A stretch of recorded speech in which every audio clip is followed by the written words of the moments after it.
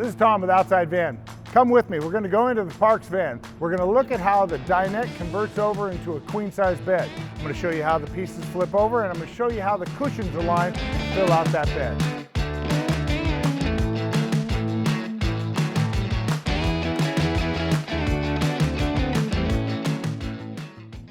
Welcome in.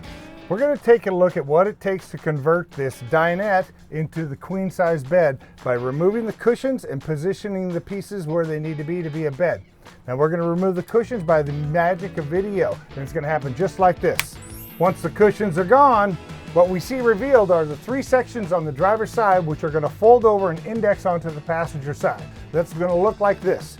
There's a handle into each one. I'm going to lift it up, lift the cushion, and it indexes onto the ledge that's on the passenger side. And this is going to create my queen size platform.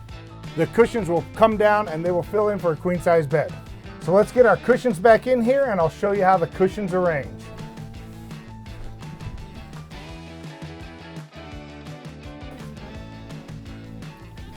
Once it's set up here, we're going to bring the cushions down from the back side down on both sides to create our queen size bed. That means I'll slide this one to the middle, drop this cushion down, tighten that up to the wall. This one has snaps along the back that we'll unsnap, and then we can slide it in, position this in the gap, and I have a queen size bed. Big enough for 2, 3, or 4. I want to thank you for taking the time to come with us as we dove into some of our vans. I hope you get a chance to look at our channels and you can see some of the other vans we've done and see some of the other systems we've taken a look into.